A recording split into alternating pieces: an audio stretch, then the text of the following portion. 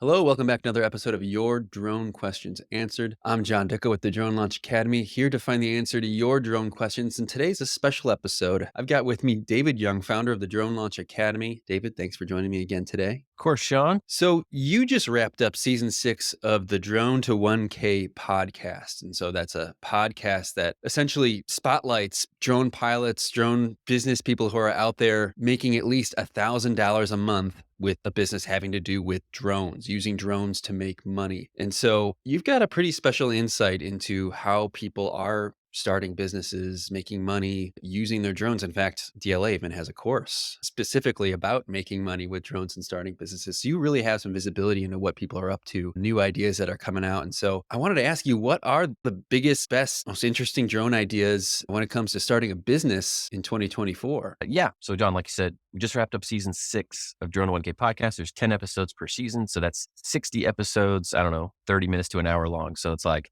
30 to 60 hours that I've talked to just drone entrepreneurs in all different types of industries. So people that are sort of just starting out, like you said, that are just crossing that $1,000 a month threshold, and they've seen some traction on seeing what's working. And then we've interviewed people that are making several $100,000 per year in various industries. And they're all over the country and all different, some have full-time jobs, some do drone business full-time. So we've seen a lot of different things of what works, what doesn't work, and just wrapped up this season. So we had talked to a lot of people recently. We have a course on it. I'm not here to promote that, but with that course, we had a lot of people that are starting drone businesses. And then we have a mechanism inside the course where they report in on, hey, here's how much money I made. They send us their invoices. They have assignments that they do. So we, again, can make sure that, oh, these industries are working. These approaches are working, right? So we see what's happening.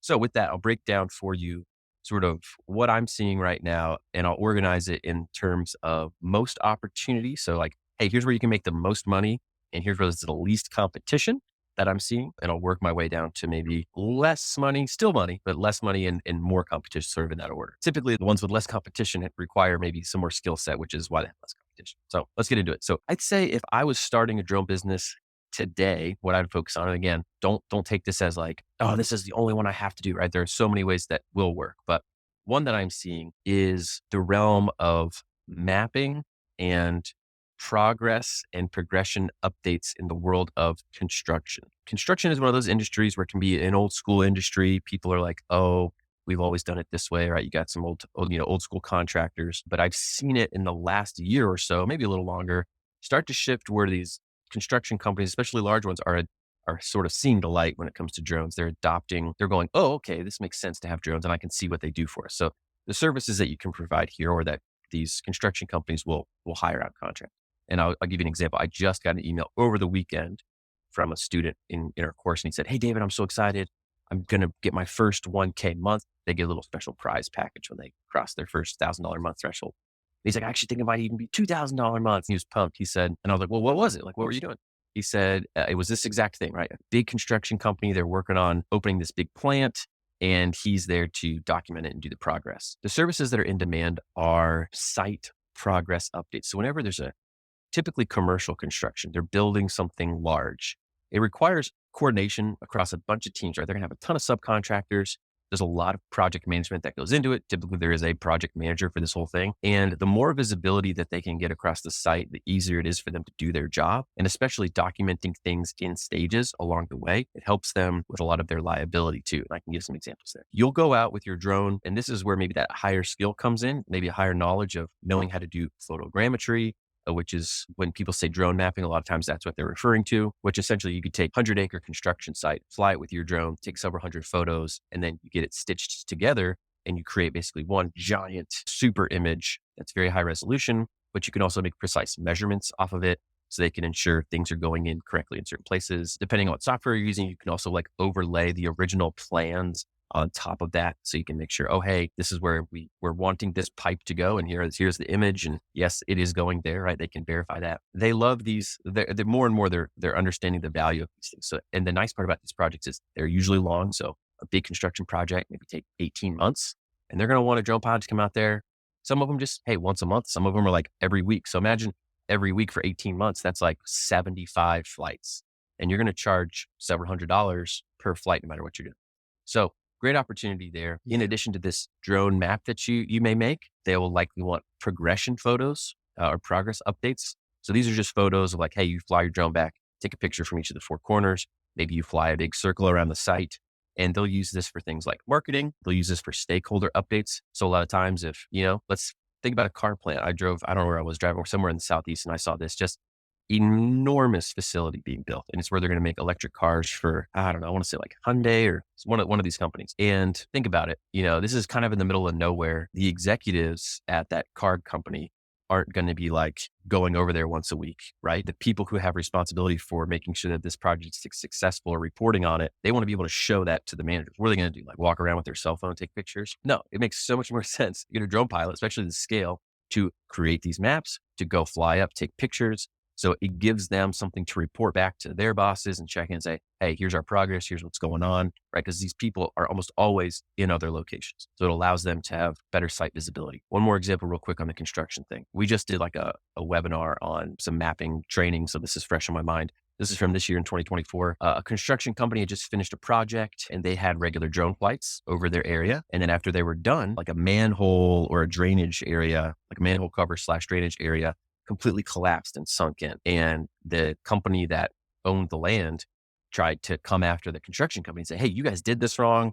This sunk and collapsed. This needs to be totally redone. It was going to cost a ton of money to redo that, or, more money than they wanted. And the construction company's like, no, we did that correctly. Well, now it's a he said, she said thing, right? Like, well, it's obviously not done correctly because it's now sunken into the ground. Well, since they had those regular drone flyovers and that site documentation, they could show step by step. Nope, here's exactly how we did it. First, we laid this amount of rock and we packed it in, and then we did this and this. They could show layer by layer of what they had done since they had these flyovers, and they could show actually across the street there was a river that had swelled up and had come down and washed away a lot of the stuff. And it was a problem with the adjacent property owner that had caused this issue, not the construction company. They had done everything to code and it was correct. So they could show that and they were able to avoid that rework cost.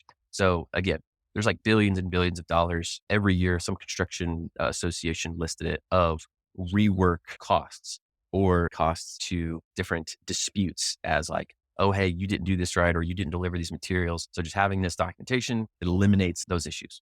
So that's what I would focus on, sort of construction site mapping, progress updates. If you want to get even a little bit more advanced with that, you can partner with a surveyor, or maybe you are a surveyor yourself, and you can provide more advanced services in those areas to provide like survey grade or survey stamped plans. Because a lot of times, especially in the beginning, those construction sites need a survey of the area to make sure they're putting things in places. That I would put at kind of the top of the list. There's less people who know how to do that and better consistent money there. Moving down the list, underneath that sort of a separate category, I would say first person view. So FPV drone fly through videos. So these are those cool, like one shot take videos.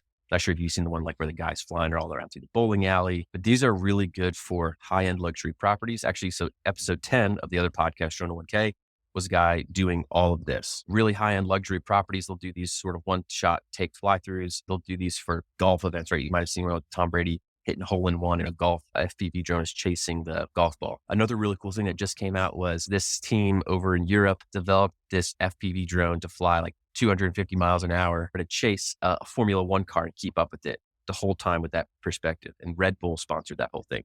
So people are really getting into this FPV one-shot thing, but the reason there's less competition there is because it actually takes a good amount of skill, actually flying skill, to do it well and to get something that's worth using. So there's a few people that I know that are doing this successfully right now. One person we had on the podcast was Drones by Dro, Pedro Silva. He's doing really well with this, working with hotels. So they'll open up a new hotel and he'll do an FPV, like fly through video of it. And he makes good money doing it that way with commercial. So look at hotels, high-end commercial real estate, high-end residential properties for real estate agents. You can get paid thousands of dollars per shoot for this, but it's a high skill.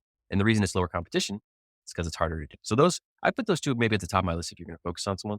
Now, scrolling down from there, there's a lot of other opportunity, but you get into a little bit more competition when it comes to just like regular drone photos. Hey, I need some pictures of this house, or I have an event and I'm doing some marketing stuff. Can you take some pictures for me here? So just general aerial photos and videos, which I feel like is what a lot of people try to do. And the problem is their work is just sort of average because they haven't practiced it enough. They haven't gotten good at things like video editing photos and learning how to frame shots and things like that. But once you get decent at that, it's really about marketing and connecting with people so you can be successful there. So, I know people who just do real estate photo and video, right? They're just taking pictures of the inside of houses, even just, run of the mill two, $300,000 homes, like whatever median price is. They'll do that. And typically those you make money by doing high volume and having a good system of getting through it. So I still know people who make six figures just as real estate photographers, but it's less about your skill. You still need to be good, right? You still need to have at least a standard level of goodness.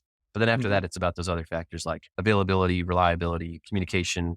Real estate agents want it to be delivered pretty quickly. So having a good system where you can network with people, get clients, and sort of have a higher volume. So you make maybe less per job, but if you can do them quickly and you can get a lot of them, you can make good money there. So I know several people. Another guy who's been on the podcast, Robert Nix, become good friends with him over the years. He was a radiology tech, helping people do X-rays and MRIs and stuff.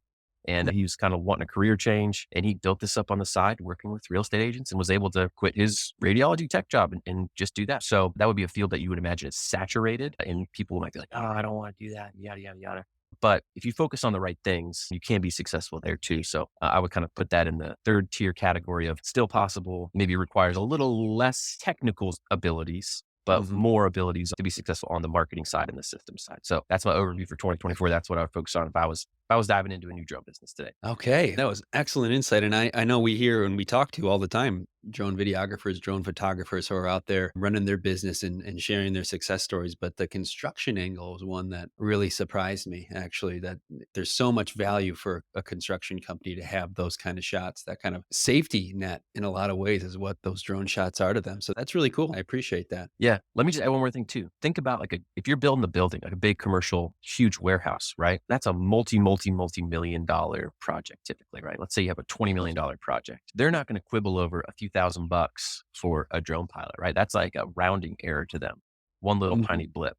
Whereas if you're working with a small business, right, like a local pizza shop, and you ask them to pay 5 grand for a video, they're gonna be like, whoa, like I need to see some major ROI on this. So again, you can do those smaller projects, but they're just going to be a lower amount because you just got to you got to realize who your customer is and the constraints that they're working with. So that's why it's sometimes nicer to target those bigger customers if you can get the skills to be able to land. Excellent. I always appreciate it when you come on here and kind of share your insights. You're a drone business leader yourself, but you also just have this really unique position of talking to other drone business people, drone community members within the Drone Launch Academy. It's really cool. And so I appreciate you coming on here and sharing some of that. Yeah, man. Always happy to jump on. And hey, if you got a drone question, please send it our way. We will find the answer to it. You can submit your drone question on ydqa.io, or if you're part of the Drone Launch Connect community, go ahead and just type it in there. Ask. We'll see it. We're always watching that feed and finding answers to your question. So until then, we'll see you in the sky.